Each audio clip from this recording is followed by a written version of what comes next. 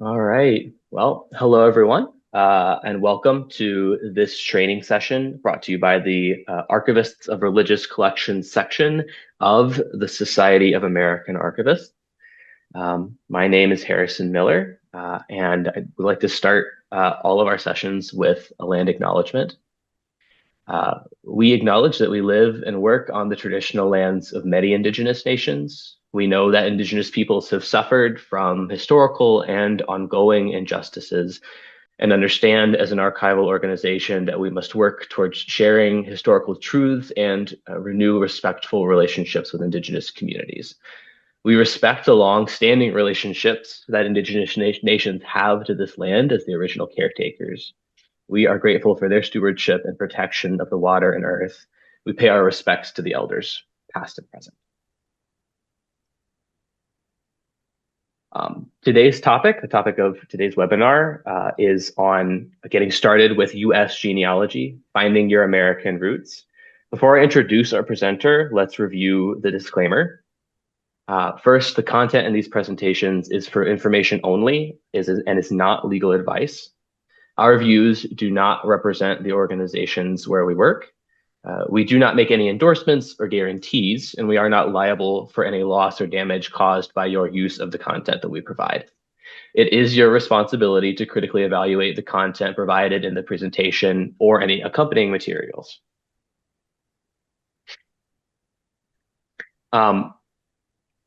Again, welcome to this Lunch and Learn. We're very excited to be able to present this to you. We'd ask that you please mute your microphone and keep that muted throughout, and also turn off your video. You can click on the closed captioning button to get closed captioning under the More button on the Zoom interface. There will be a question period after the presentation concludes. Please use the Q&A feature under the More button to ask your questions during the question period. Please do not put your questions in the chat. We will not be monitoring the chat. Please put those in the Q&A section specifically. And also, please be respectful in your interactions. We expect you to follow the SAA Code of Conduct on those matters. This session will be recorded, is being recorded. It will be available on our YouTube channel within 2 weeks. And of course, we encourage all of you who are not already members to join the Society of American Archivists. And with that, let me introduce our presenter for today, Janalee McBride. Janalee McBride is a United States and Canada research specialist at the FamilySearch Library in Salt Lake City, Utah. She holds a bachelor's degree in professional studies from BYU, Idaho, along with an associate degree in family history research. She is currently working toward the Accredited Genealogist credential in the Southwest region of the United States. Her areas of specialization include United States research, DNA, AI research tools, and Latter-day Saint records. Welcome, Janalee, and thank you. Thank you. Welcome. Let me go ahead and share my screen.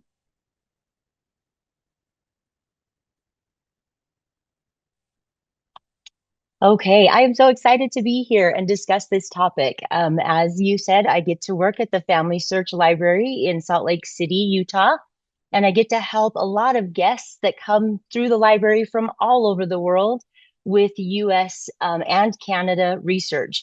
And it's just the best job ever. It is my dream job to get to teach people this work, this genealogy work, to connect with their families. So in this class, we're going to begin by exploring the history and background of the United States. And then we're going to go through some of the record types that were created. And then we're going to discuss how do we find those records. From there, we're going to talk a little bit about the methodologies in US research. And then we're going to go through a case study, which will greatly help us understand all that we've talked about and put it all together.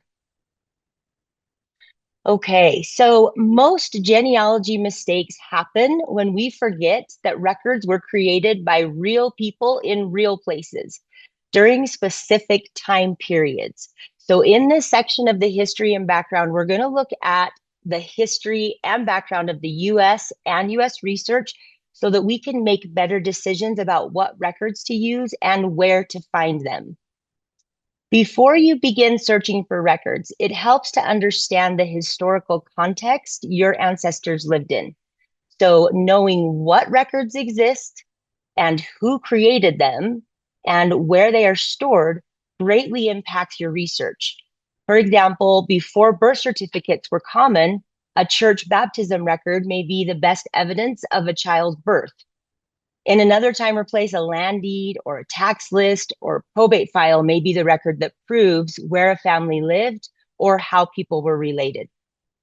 When we understand the time and place, then we can make smarter record choices instead of just searching randomly. Okay, so before the United States existed, much of the land was governed by European powers. The Spanish in the Southwest, the French in the Mississippi Valley, the Dutch in parts of New York, and the British along the East Coast. Colonial settlements began as early as 1607 in Jamestown.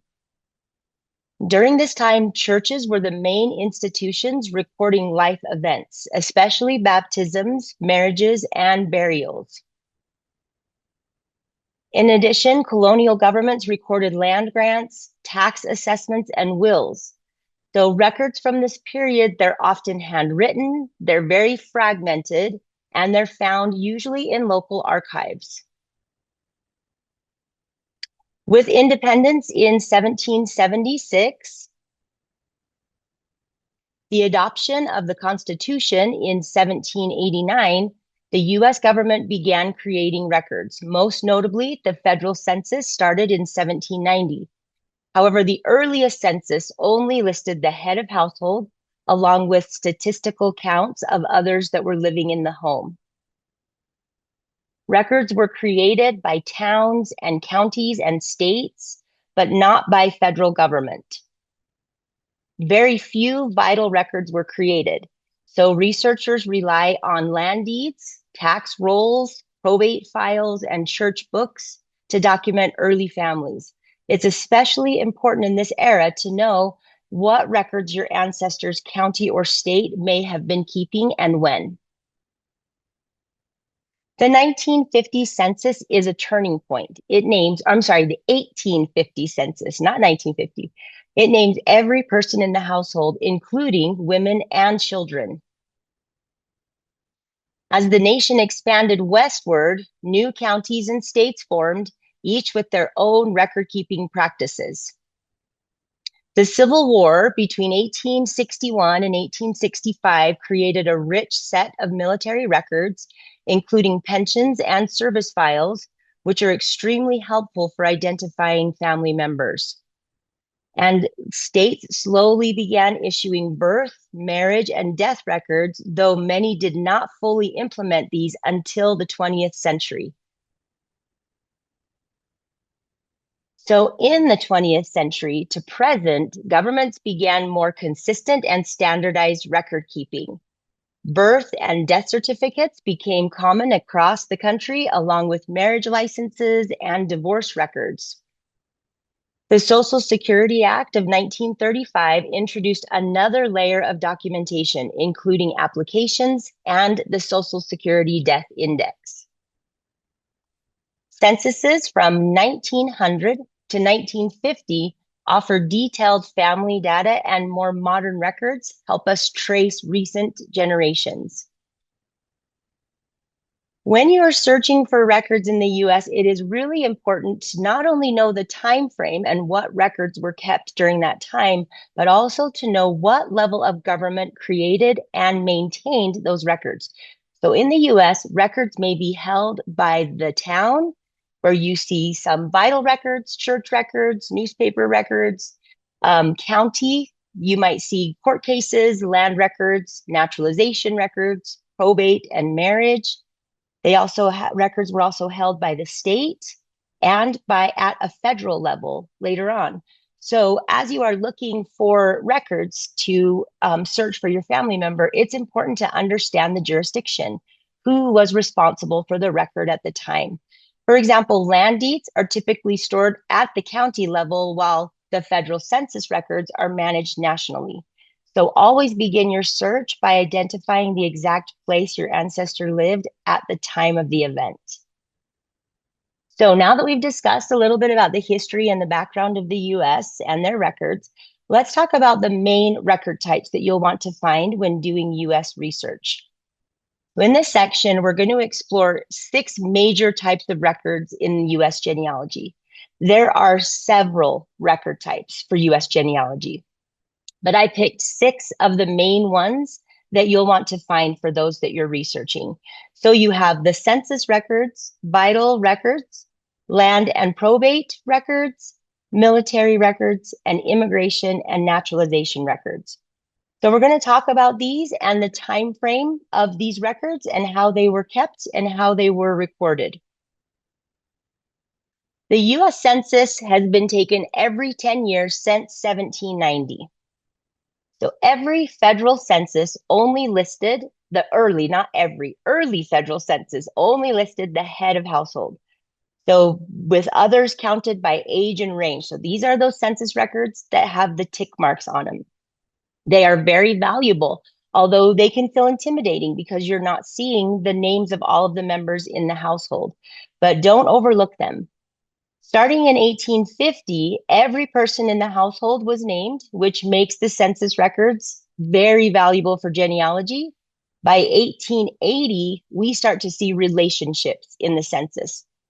So in 1850, we see everyone listed, but we don't know if it's other family members that are living together, if we have a boarder living there. So by 1880, we're able to understand their relationships. The 1950 census is currently the most recent federal census available to the public. Census records are a cornerstone of US genealogy because they offer a snapshot of individuals and families at regular intervals, typically every 10 years.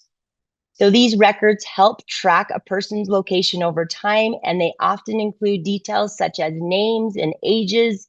You'll get birthplaces, occupations, relationships within a household.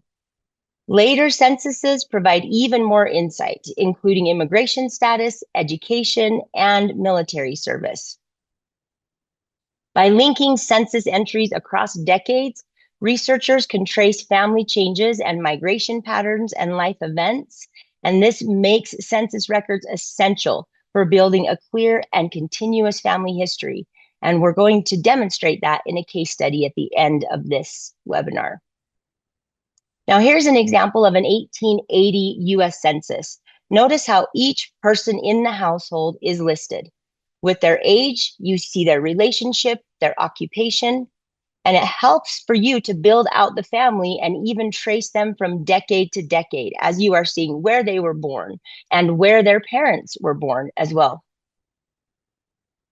Vital records include birth, marriage, and death.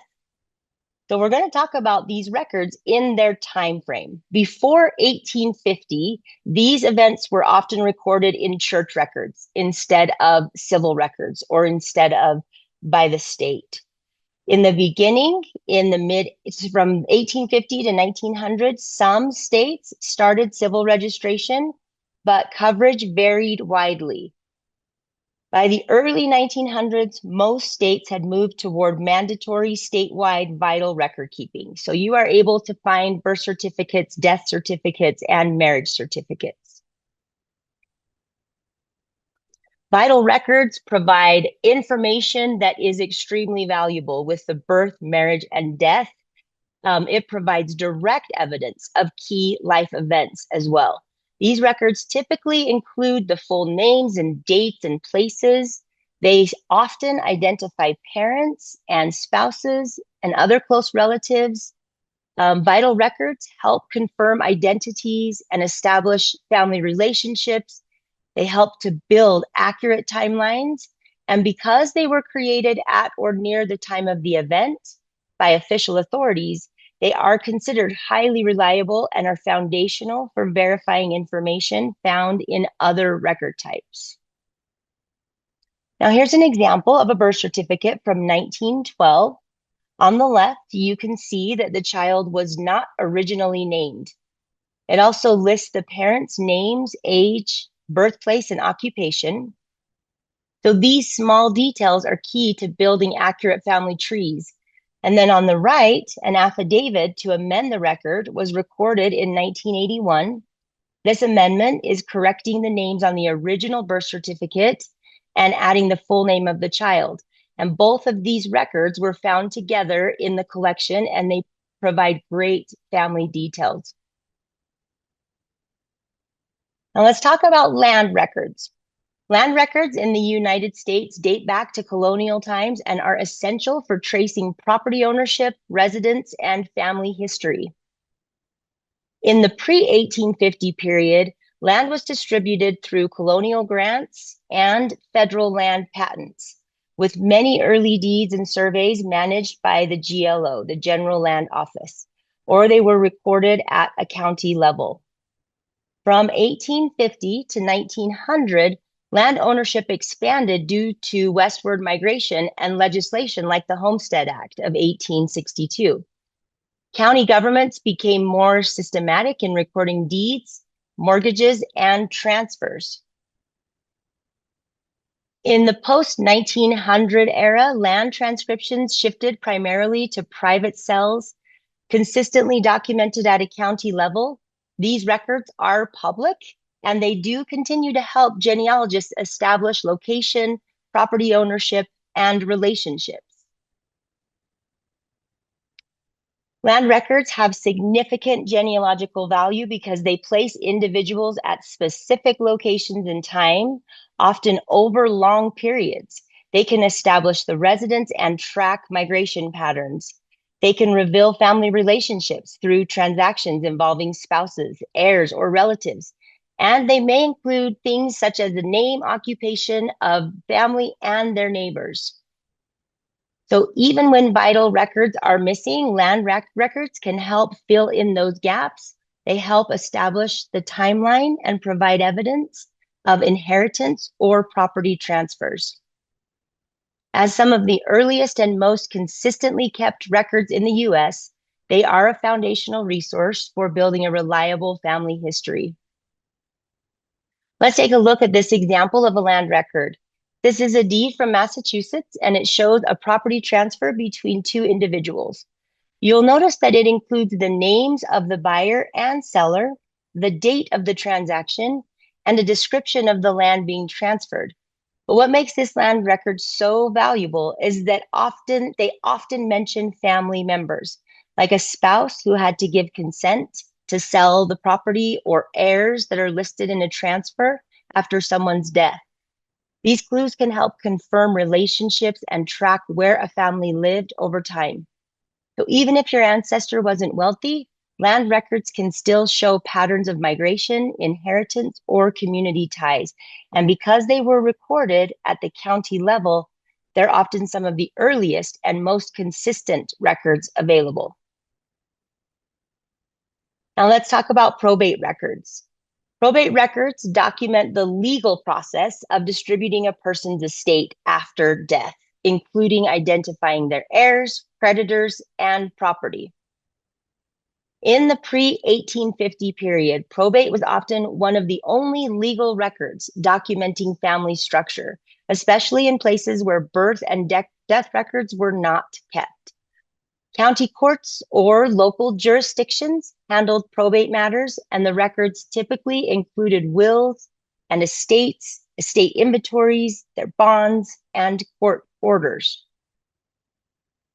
From 1850 to 1900, probate processes became more standardized across states, with increasingly detailed inventories and more formal legal procedures. After 1900, while still used, probate records became less common in some cases due to the rise of trusts and insurance and other estate planning tools.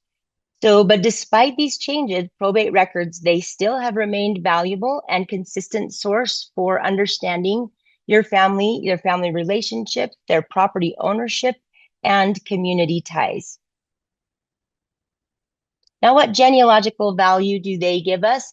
Probate records are highly valuable for genealogy because they often provide detailed information about a deceased person's family, about their property, and about their financial affairs. These records can identify heirs, relationships, and the structure of a family, especially in cases where no vital records exist.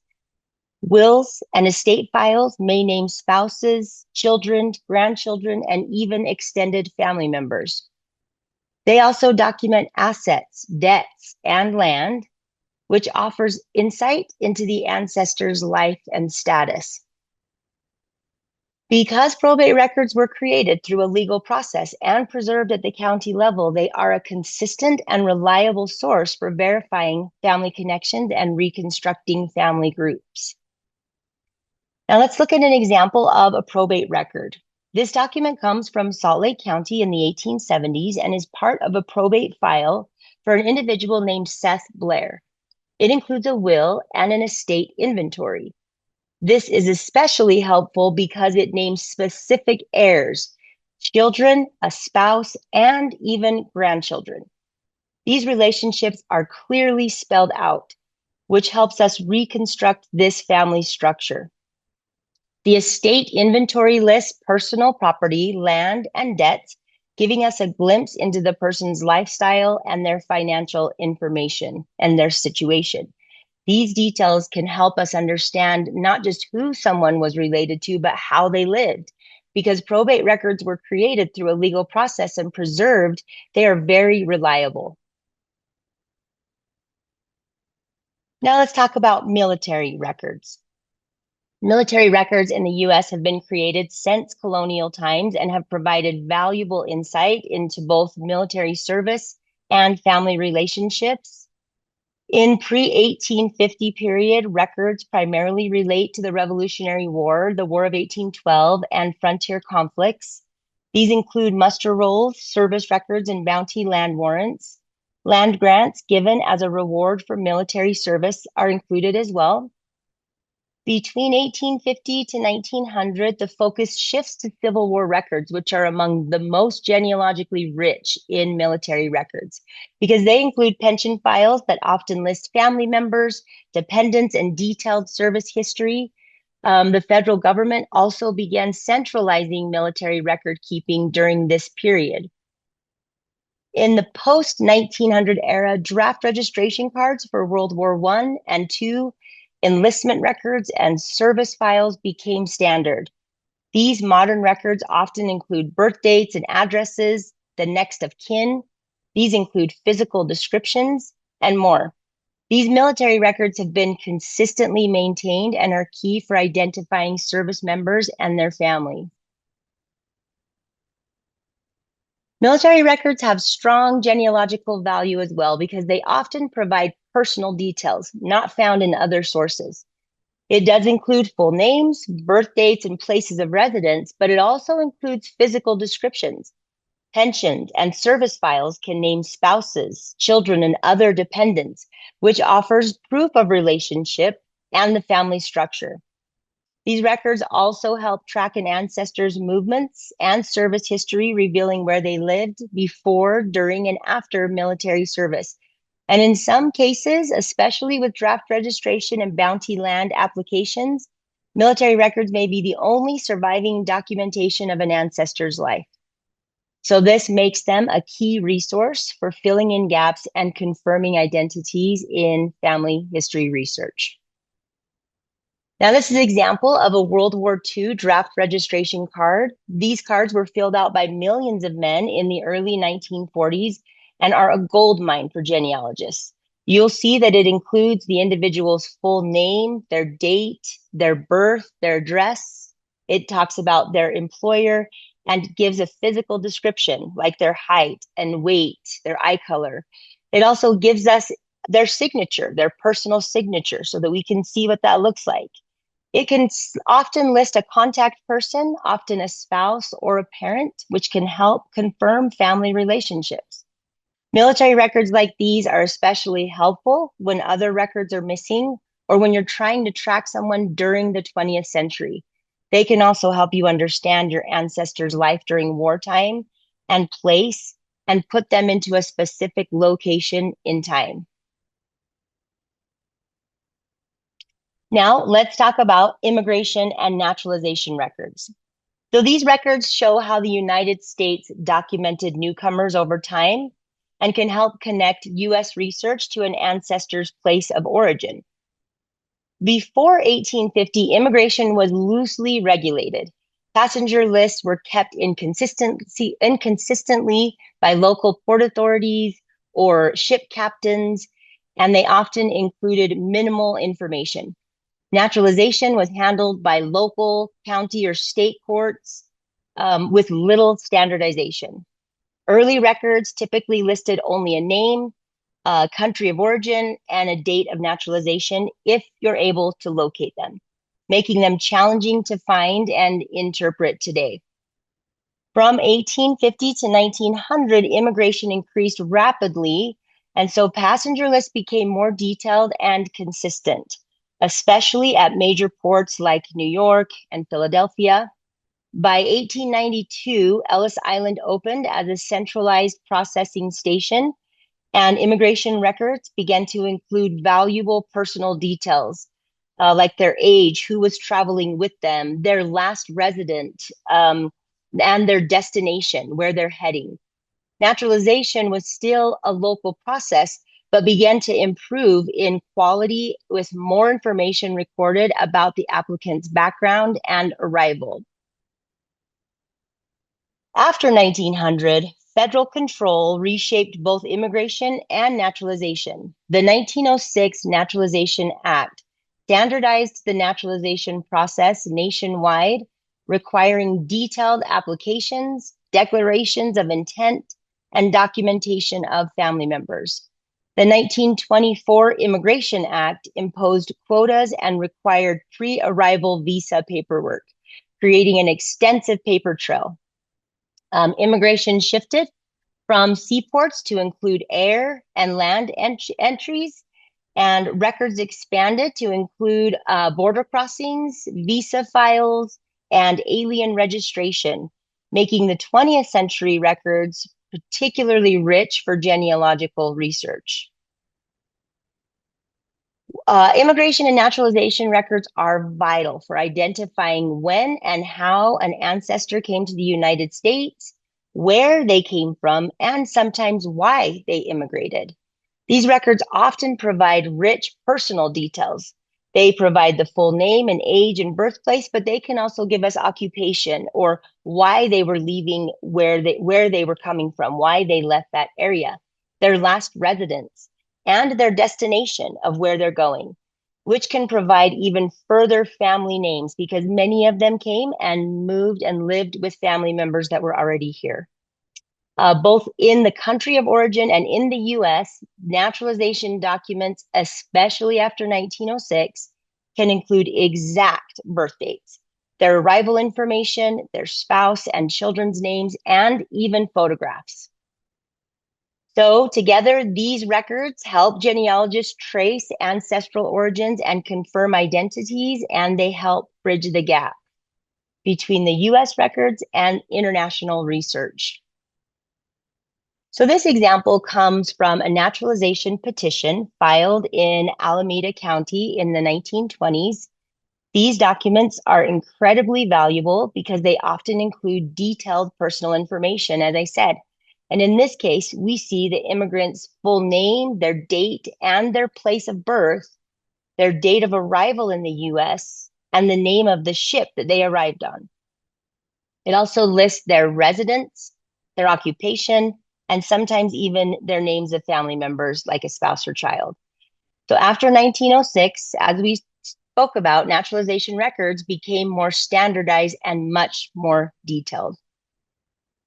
Okay, we kind of went through those records quickly, and I apologize, but we want to get to the research and how to find the records. So let's focus on where to actually find these records that you need. And if you're a beginner, this is your roadmap for getting started. Whether you're searching online or visiting a local archive or flipping through family papers, let's walk through some practical and beginner-friendly steps together. So begin with what you already know. Start with yourself and work backwards through your parents and your grandparents. Write down full names if you know them, birth dates, places, And any detail that you've heard in family stories, family Bibles, photos, or letters, even a call to a relative can give you some great starting information. So this helps you avoid searching blindly online, and it gives you a foundation to build on. Once you have gathered what you know, look for the holes.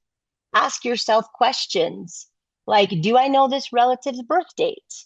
Is there a marriage date filled in? Do I need to find out when they died? How many children, if they had children, did they have? Did they immigrate and when? Did they serve in the military? Just take a look at what you have and ask yourself questions, finding those holes where you can begin. And then create a simple tree or a chart or a list that helps you see what you already know and what you need to find next. Think back to major record types that we discussed and decide which record is most likely to answer your next question. Well, where do you find records? Let's first start with a little vocabulary. We know what records are since we just went through several different types, but records can also be known as sources and collections.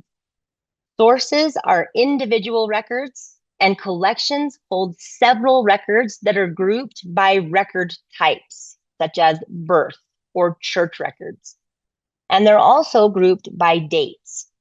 So there are three major places to find genealogy records. There you can go to online databases. You can go to local repositories such as libraries, courthouses, churches. You can also go to government archives or even local archives that I noticed I didn't put on this, but there's physical locations and then there are government archives. So each one of these have strengths. Online resources can give you quick access, while libraries, courthouses, archives, they may hold unique or older records that are not digitized yet. But how do you know? How will you know the best place to find these records when there are so many places that hold them? I recommend, and this is what I use, to start with the FamilySearch Wiki. The FamilySearch Wiki is a genealogy encyclopedia. You can just Google FamilySearch Wiki, or if you are logged in to FamilySearch, you can go to search and then find Research Wiki on your menu list. On the FamilySearch Wiki, there are more than 150,000 articles that have been written, and they list all sorts of databases and collections and sources. They will also link you to local repositories and archives. Their pages are separated by locations, such as county pages or state pages, and each page has different information based off of that jurisdiction. There's also some easy getting started links and research strategy links that can be found in the Research Wiki. So this is where I recommend starting, because this will show you where are these records kept and who keeps track of them. Another way that you can find records by place and record type is the FamilySearch Catalog. This is a powerful tool. One of the main ways to search for records is by place. So to find records by location, you would go to familysearch.org, you would click on search, and then you would go to the catalog. And in the place field, this is where you would type the place that you are looking for records in to see what records are available. You will find categories in this after your search results in ways of record type. So they will be listed like census records, church records, vital records. Some of the records are available online, while others may only be available in the FamilySearch Library, but the catalog will show you records that are available there. If you're new to using the catalog, you can click on Learn how to use the catalog or see tips and resources to access helpful training videos and additional guidance. Ancestry.com is a subscription site, but it's very useful. You can search by name, date, and place. You can search by their collection in their card catalog. You can use filters to narrow your results, like I want to only look at census records or birth records or military records. If you have built a tree on Ancestry, it will offer hints to help you discover new records. Just remember to double check that these records actually match your ancestor. Many US records are kept at the county or town level. That means that you need to know where your ancestor lived. State and local archives, county courthouses, and even small libraries can be gold mines. Watch for changes in county boundaries over time because historical maps, historical maps will help you with this, but realize that your family may have married in a certain county and the boundary changed and they died in a different one. So always watch for those boundary changes and make sure that you're searching for the record in the right place.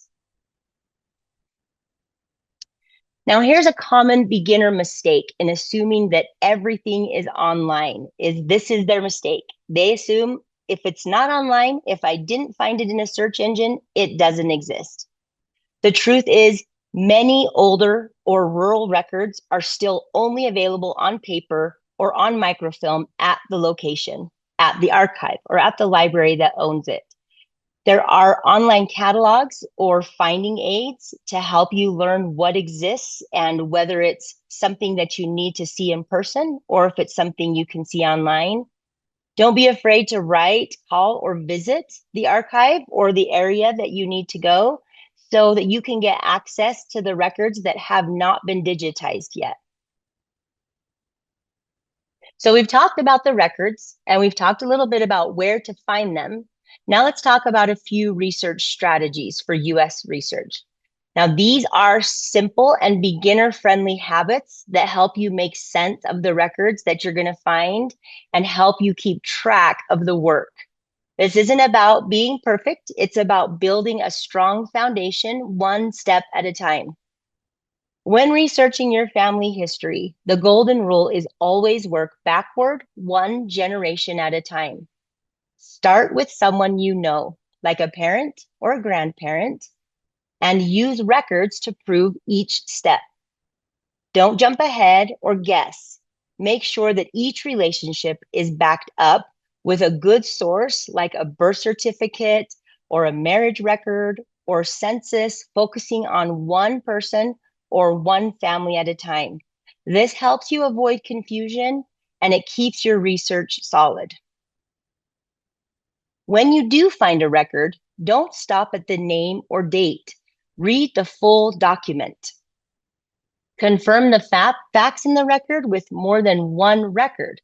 Ask yourself, who created this record? Why? Why was it created? What other clues are there? A birth certificate might list parents. A census might show siblings or neighbors who are also family.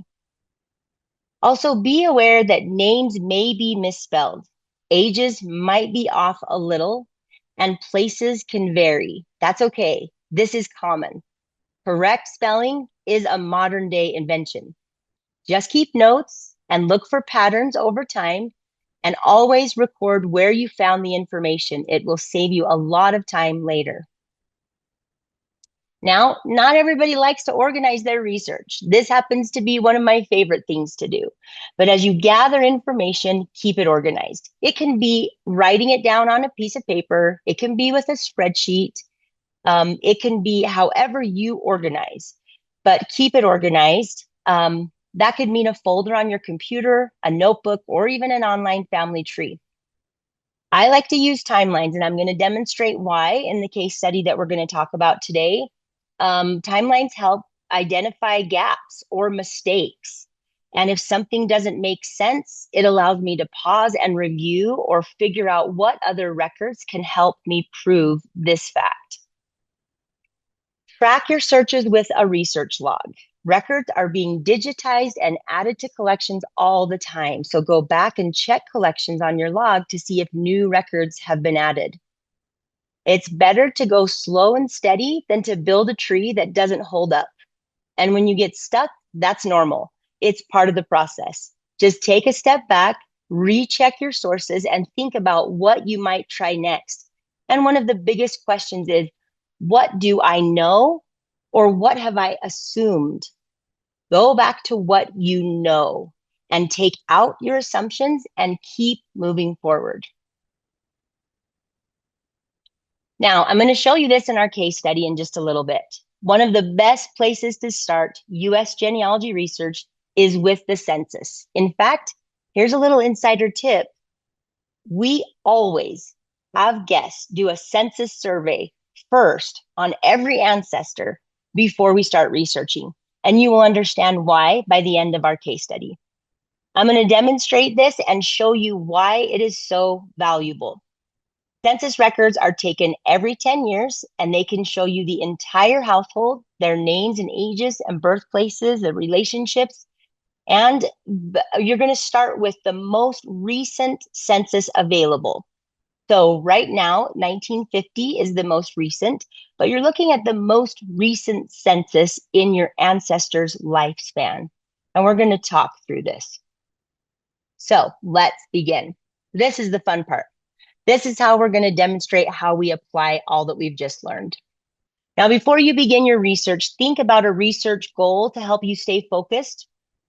Our research goal today is to verify and document the early life and family of Mary Blair Holdaway, focusing on her parents and siblings in Salt Lake City, Salt Lake County, Utah. Now, as we learned in the beginning of this webinar, vital records in U.S. are very important. So we are going to start with a death certificate for Mary Blair Holdaway.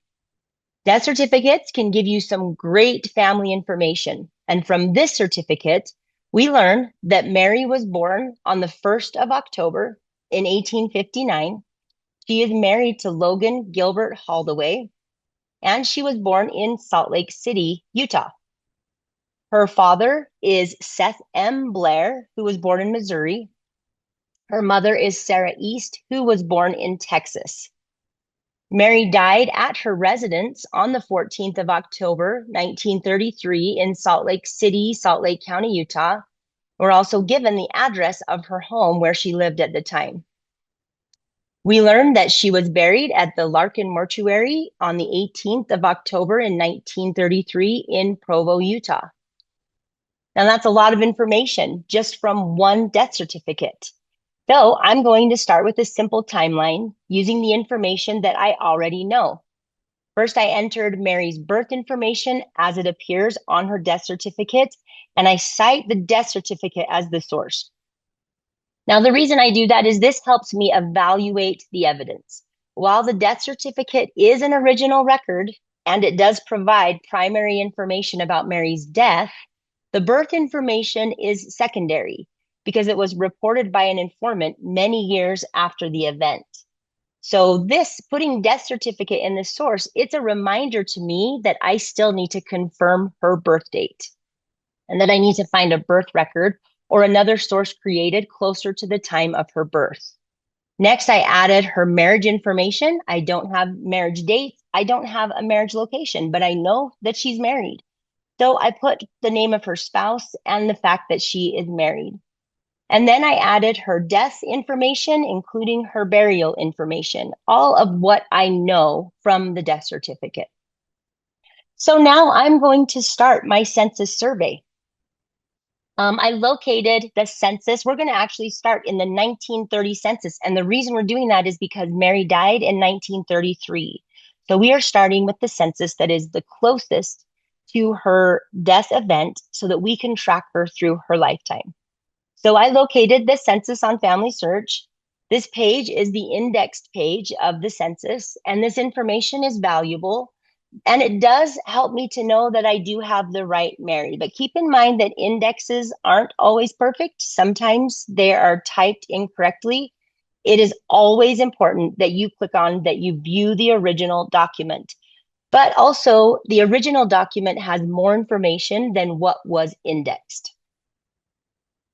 So in the original image, we can see that Mary B. Holdaway is the wife of Logan Holdaway. The R represents that they are renting the place they live in and pay $18 a month for rent. This portion shows male or female, race and age. They're both 70 years old. The M represents the fact that they're married, and the 20 means that they were 20 years old when they first got married. The header at the top of the census will show you the questions that were asked. They were both born in Utah.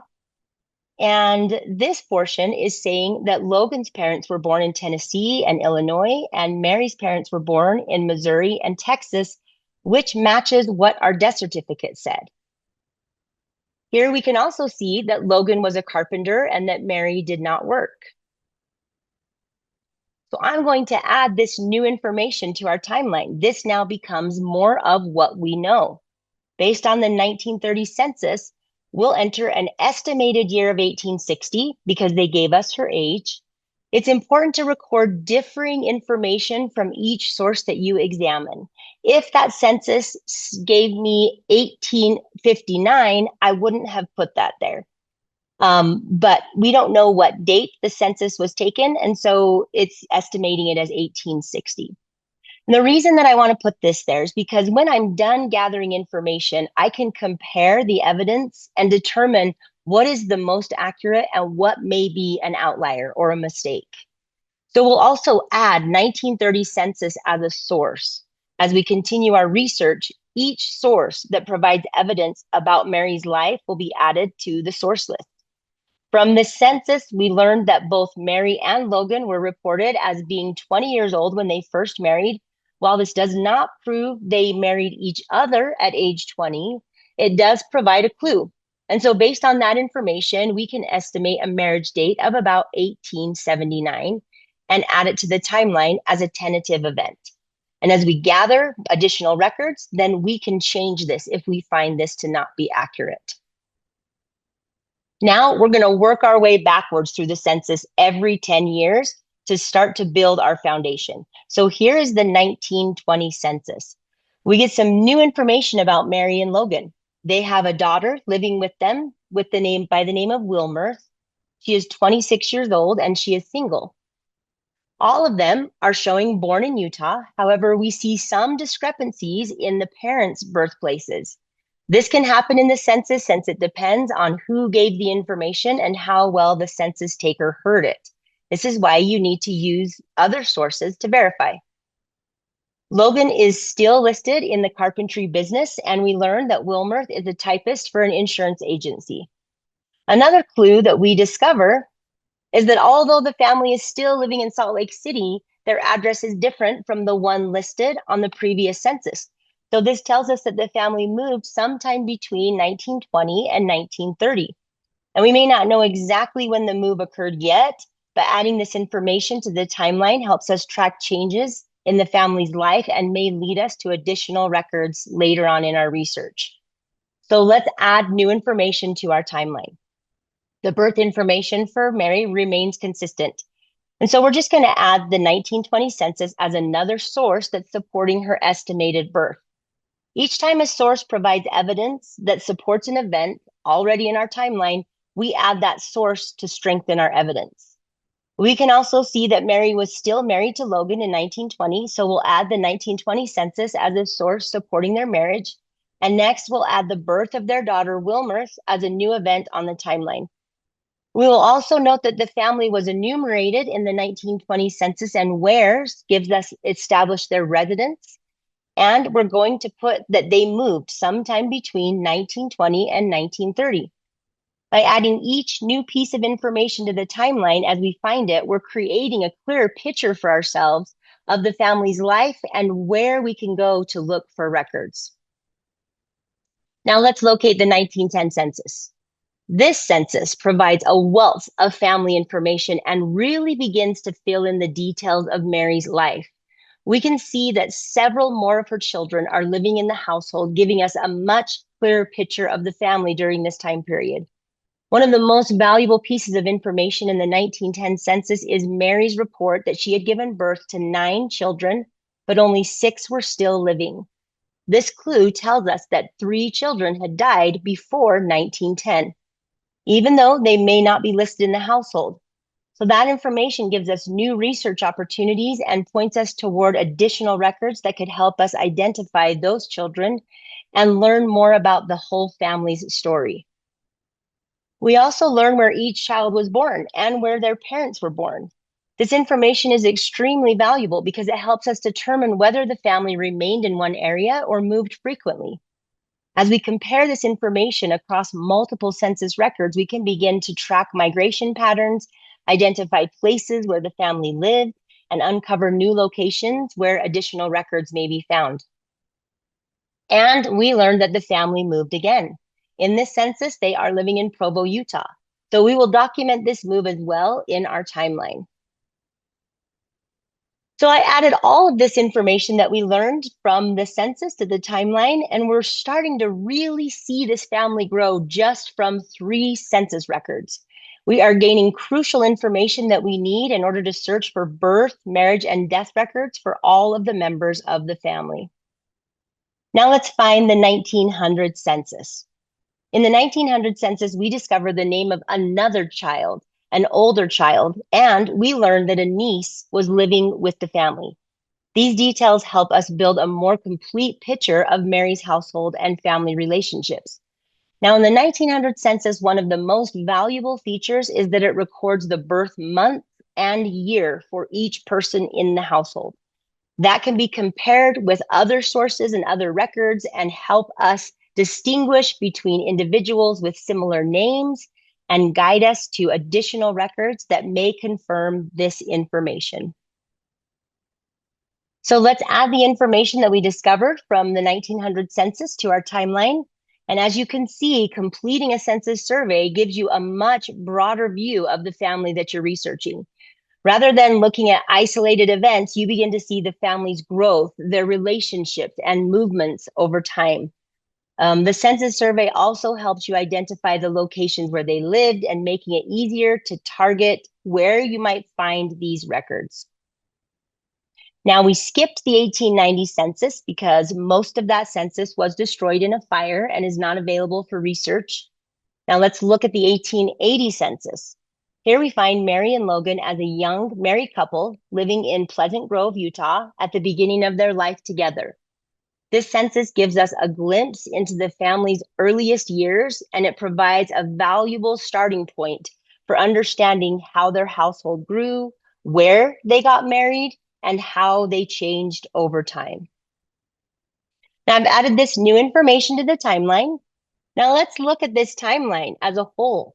You can see just how valuable a census survey is before you begin searching for vital records in depth. Because through these census records, we identified estimated date range for Mary's marriage and learned where she and Logan may have gotten married and where they were living at the time, which gives us a clear place to begin looking for a marriage record.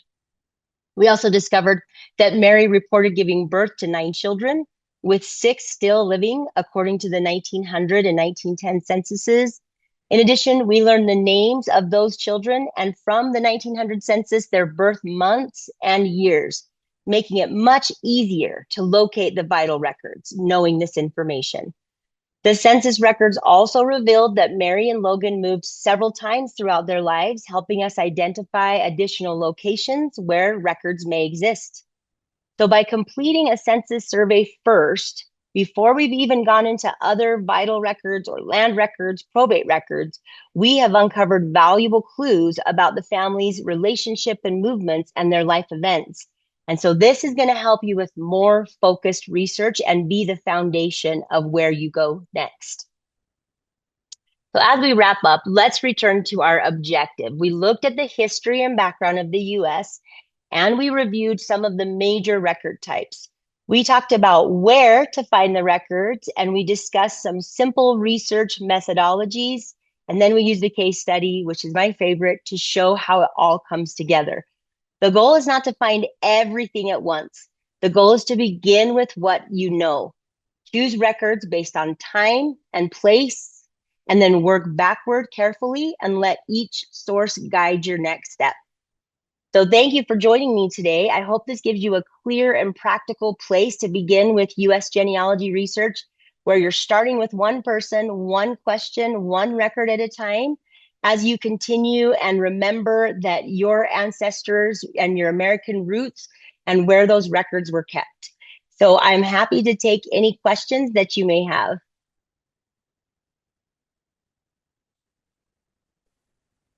Oh, wow. Janalee, thank you so much. Really appreciate Yeah, you see some clapping, some reactions. Thank you so much. This is extremely informative and thorough. I learned a lot, so thank you. You're Um, welcome. I yeah. We right now we only have one question, so everyone, please. I encourage you to, if you have any questions, please put them in the Q&A. I am monitoring that. I'm going to start with the one question that we do have. I'll say that as the person who's asking this question admits, it's a very specific question. It has to do with property records. So I'll Okay. ask this, and you let me know if this is something that you think you can speak to. So this is from Olivia. She says, "I'm working on land records in Westchester County, New York, and have come across an issue where in 1872 and 1877, the landowner passed the land on to two separate parties. They acknowledged that they had given the same property to someone else. I think that's from the 1877. They acknowledged that they'd given something to someone in the 1872. So is this something that happens frequently where the house is split up in some way? And how can I determine if it was the house or the land that was split? Is that something Yeah, that you can that speak doesn't to? happen that often. That's quite the find. That really tells you a story about your family. Most of the time, it's pretty cut and dry. Those land deeds were very valuable to families, and as they transferred land, they would also transfer the deed to the new owner. As you go through different land tract books, you can see how the land was transferred. So that's a very unique one. When you're looking at a land deed, it's counting the house and everything on the land. Usually will tell you in the land record what it includes, but it's everything. So that's quite the find. That's a fun little, well, fun for me to dig into. I don't know if that's fun for you, but a fun little mystery to try to figure out how they resolved that moving forward. But that is not common. Um, Oh, yeah, please remind. So thank you for that answer. Hmm. Again, I'll remind everyone, please put those questions in the Q&A and not in the chat. We have another question from a different Olivia. Hmm. For states like Louisiana that restricts records for certain periods, how do you approach research in those places? Okay, Louisiana is very unique, as you know. So this is where I highly recommend going to the Research Wiki because this will break down the parishes and the way that Louisiana jurisdictions were formed and who is responsible for the record in those areas. If you go to the Research Wiki and go straight to Louisiana, if you know the county that they lived in, you will see maps that show you what parish was responsible for the records in those areas. So highly recommend the wiki. That will lead you to either online databases or archives and societies that you can go to get those records.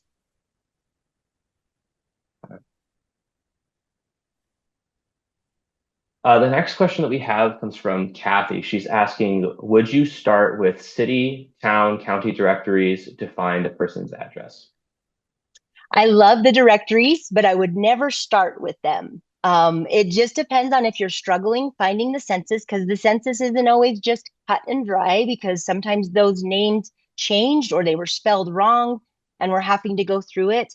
The city directories are wonderful. They are more of a 20th century research tool. I mean, there are some older centuries in or older directories that you can think of, especially in Chicago, but some areas have some great directories. I just wouldn't start with it because if I don't know where my ancestor lived, that's a lot of directories that I'm going through. But if you have the location, if you have the city, directories are great. It will help you establish where the family went. The only problem with directories is it's not really telling you if this is your family member because you're not really seeing relationships in the directory. You might see a Mary Holdaway in the directory, but I don't know that that's my Mary Holdaway. So you just have to be careful. It's more of a great source for a filling in the gaps. All right, next we have a question from Tammy, which is, I think, a pretty broad question. So is the process, I think this general process, the same if you're looking for Canadian ancestors? Yes, there's wonderful Canadian censuses. Absolutely. We always start with a census survey. I will also stay back to that directory. Now, you notice that in my census survey, I found there were multiple addresses that were given to me on the census. I can use that address as a search tool in the directory to see which Mary Holloway is my family member. So that's why I would use it after the census. But yes, Canada, you would want to start with the census survey. They have wonderful, they don't go back to 1950. You can only access 1931 is the earliest, but it's still a great foundational starting point to know where your family lived and how they migrated.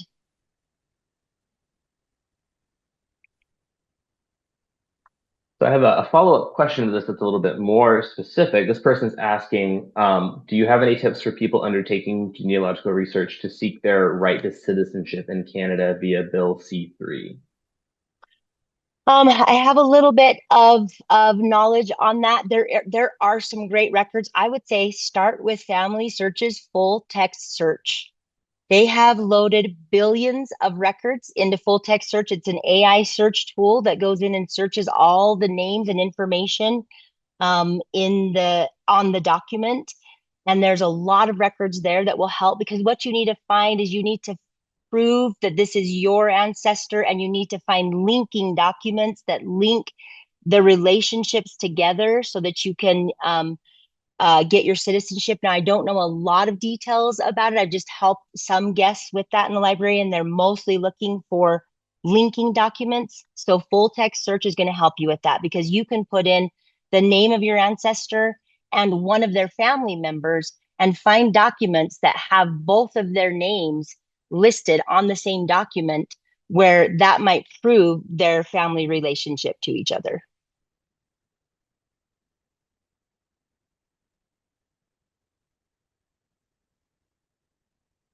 Oh, I think you muted. You're right, I did. Sorry about that. Okay. Okay. No So worries. sorry, this next question is going back to Louisiana. So this is from, I think, Taya is her name. I had Mm-hmm. all my family's records that were gathered into one place burned in a house fire. They had Oh, deeds to the land my family owned at least 100 years ago. I'm wondering if there would be any copies and where that would be, if you have any idea. oh goodness. I'm so sorry. That is not fun to find. Whenever you do find that records have been burned in a fire, a lot, especially with deeds, unfortunately, depending on the time frame or how they acquired the land. Now, if it was a federal land that was granted to them, you possibly can still find that land deed on the GLO's website, the General Land Office website. But if it was not a federal land, it's not likely you're going to find the deed. They were very valuable, and like a title of a car. I mean, even nowadays that's becoming more digitized, but if you have that title, you own it, and there's nobody else that has a copy of it. Depends on the time frame that you're in. So you've got to use sources that work around it. They kept track books, so look for land tract books where they are line by line books of these transactions. They kept just different sources that would help you prove these records. You're going to have to go roundabout. So again, I would go to the Research Wiki, because this is going to give you a list. There is what is called a record finder tool on the wiki, where it shows what are you looking for, and then it gives you a list of records that you would want to use to try to solve it. So if you're looking for a maiden name, or if you're looking for a land information, it will give you a list of records that will help you solve this particular problem. Thank you. So we actually now have a couple questions coming up about FamilySearch. So I'm gonna address some of those at the same time. This first one is from Katie. She asks, you shared an image from FamilySearch that showcases moving backwards one generation at a time. This is very direct and shows myself to parent and to their parent and so on. This does not display siblings. Can you speak to the different visual aid types once you're compiling your timeline to display? So what I would do, and if we had 2 hours, you would have been able to see how the census survey can also build the siblings.